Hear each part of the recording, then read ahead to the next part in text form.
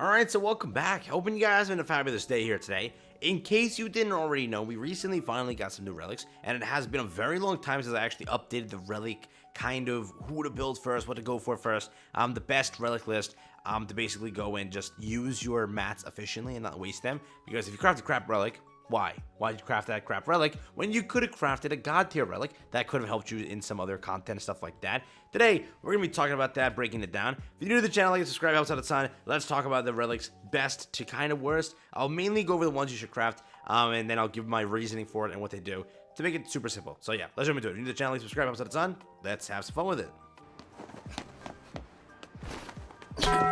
Alright, so first up, if we head over here to the entire list, you can basically break it down and see what you have over here.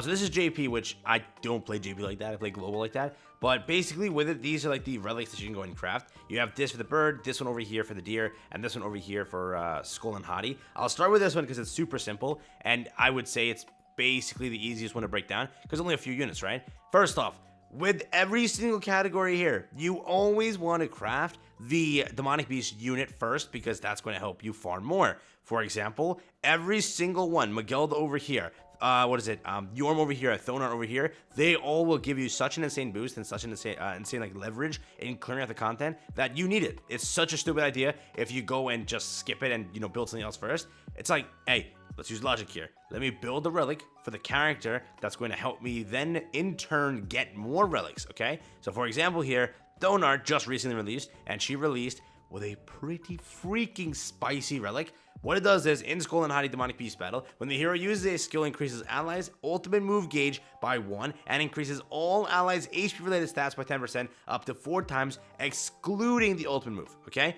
It is busted, and it is actually able to help you run this entire content with no healer, because you can lifesteal and constantly do that, and actually proceed to just heal yourself without having to run, like, any heal team. So, it is good, and it is something that I do recommend highly, okay? So that's the first thing in this category. The one that I'll say is pretty good too. Chandler isn't bad. People always hate on Chandler's one, but definitely it is overhated, I would say. Chandler does have a pretty good relic, but I would say that Nanashi's is really spicy, like genuinely good. Increases base stats of the unknown race allies by 30%. Increase defense-related stats of all allies with less than 2 skills when the allies when the allies' turn starts by 20% for 1 turn. So if you have less than 2 cards, you get a 20% boost, and that's it. And then again, increase the unknown race allies. So they get this for unknown race allies, by the way. So if you don't have that, you know, GG's. But still, if you run unknown team, this relic is going to be super spicy for you, right? If you run a demon team, you want to go for this because of extra CC, and the buff effect it gives is not that bad. And then again, also there's this one which is for Ragnarok DN, which basically the entire purpose of the relic is just for Ragnarok units entirely. This one is actually pretty solid. Now, I don't know how times have changed with PvP, because now you have just these things running around being Escanor and Melee, so things are different, obviously, right? But I think that this is still good, but I don't know. I don't know how it's going to match up if anybody actually runs Ragnarok team. But in the future, if Ragnarok team does get better, it's good, right? But it says in PvP, Ragnarok allies and the hero's damage taken from skills during the enemy's turn will not exceed 50% of max HP. It increases attack-related stats by 1% for every 6% of remaining HP when using skills. Appliance before skill activation. It's a pretty good one. There's also, I think, Zeldris. Zeldris also has a nice one. So again, Chandler, Nanashi, Thonar, they all have their purpose. I think Zeldris is pretty good too. If you run like debuffing team, is that his whole purpose?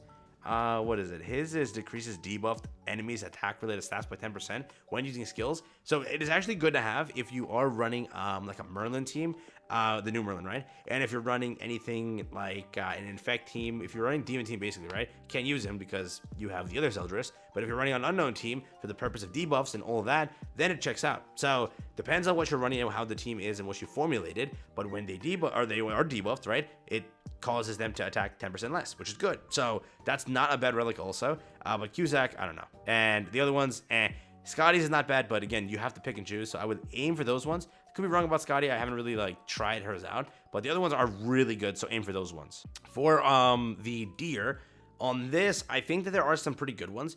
King has a really good one. So King does, if you kind of want to run that, it has something to do with shock, right?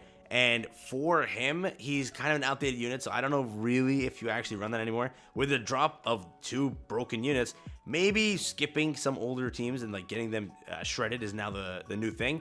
So for someone like Ludo, it's a basic stat upgrade, which is very good. Margaret's is also very good, so if you want to go and use that. If you run Goddess team, you basically need Margaret's and then all of the associated goddesses. First off for CC and the extra stat effect. So if you run Goddess team, that is something to keep in the back of your head. So people overhate on green Star Eels also, but clearing content and clearing a lot of stuff actually is like possible because of green Star Eels thing. When the hero uses a skill, decreases all enemies' crit chance.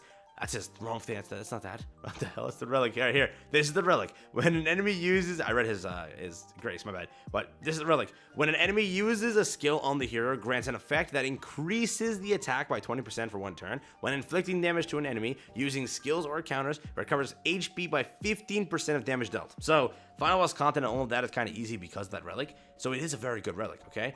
There's also one for. There's one Liz. I think this is the Liz that actually gets it. Her relic is something like increases the stats or HP of allies. Let me check which that is. Yeah, so this one is actually pretty good. It's just basically increases all allies HP related stats by 15%. That's actually pretty good for some content and using her on bench. That is there. Yorm obviously a must use.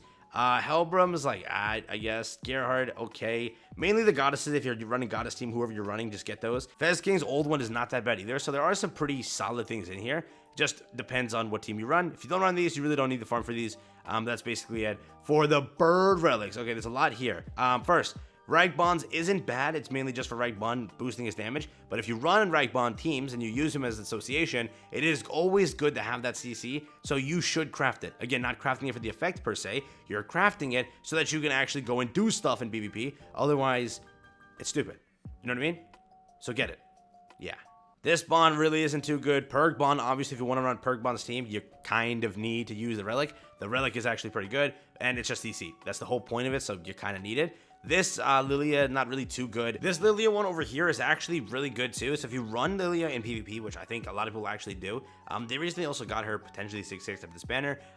So it's a pretty solid unit to kind of aim for. Increases the hero's basic stats by 10% for every debuff effect on the enemy, limit 5 times. Pretty nasty relic. So if you want to go and craft it, that's one that I do recommend. But yeah, it's a really good one too. Green Arthur also for just bird content and stuff like that.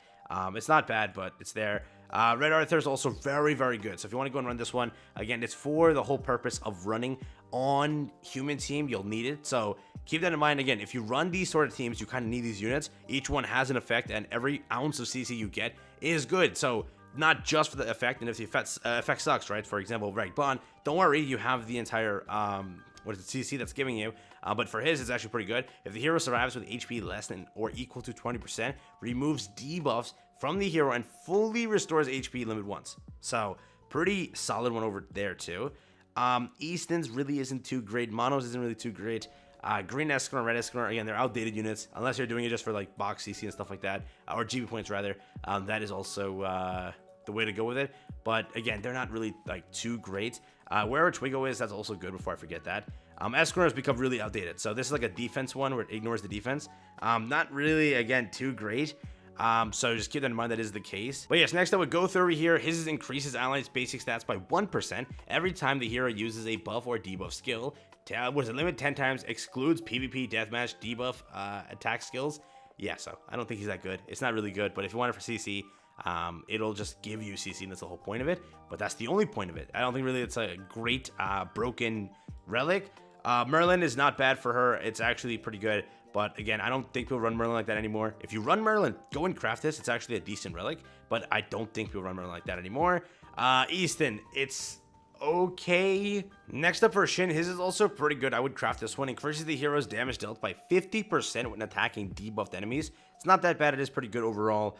Both the Merlins aren't good. If you run this again for CC, it's perfectly fine. But that's really kind of it. This over here is, it's not bad. I think it's like a basic stat increase for her. Next up with Valenti over here. So there's 2 Valentis. This Valenti over here with the new one, actually. If a critical strike occurs from an enemy's attack on one of the heroes, or one of the hero's allies, the hero's attack is increased by 8%. What is it, limit 5 times, it applies when entering battle, excludes death matches. But it's not that bad for the new one also. Her entire purpose is scaling off or decreases the crit damage of the enemies. So if they crit you, okay, you get buffed, and they don't do anything because they're getting, you know, decreased on crit damage because of her whole passive, right? So it's not bad, actually.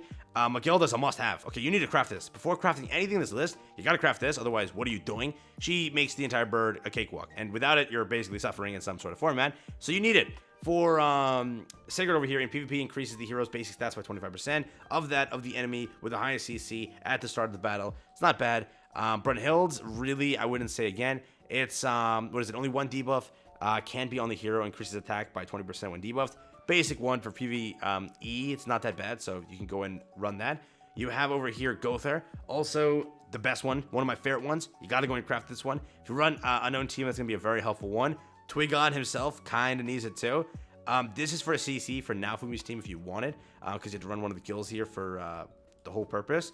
Griamore before he died was not that bad, but you know, hey, he's dead now. Zaratras is alright, so yeah, basically that's the list. Again, I would lean on the main units first. But yeah, Twigo, obviously, go through. There's a bunch of units over here to go and aim for. Magilda, if you run Merlin, you can go and try with that. If you run with Human Team, you go for Arthur, obviously. Lilia also being pretty good, as mentioned. Bond being pretty good, as mentioned. Again, Yorm over here, the Goddess team, obviously, if you're running that. Over here, again, there's a lot of units. These two bottom down here, not really too good. Chandler's is pretty good. This is also pretty good. This is really good, actually, for Ragnarok teams. I don't know if I mentioned it earlier. These ones are just okay. They're not, like, too bad. Scotty's isn't that bad, but overall, like, they're all good. It's just Skull and Hadi will take you a while anyways, so that shouldn't really be your aim. You should just lean for the ones that I mentioned first, being you have to aim for an what is it, not Nanashi, but Donar. You need that. If you run Unknown Team, you kind of need to get that Nanashi one. It's actually pretty nasty, so that's also there. So it's really just a game of what you run, what teams you run, and if it's worth it for you. If you run Demon Team, just go for Chandler. You use him obviously in your team, so you need that. But yeah, just a quick guide on who you should go and aim for, and how it should work. So let me know if you enjoyed that. I'll catch you in the next one. Have fun, stay safe. That's been it for me.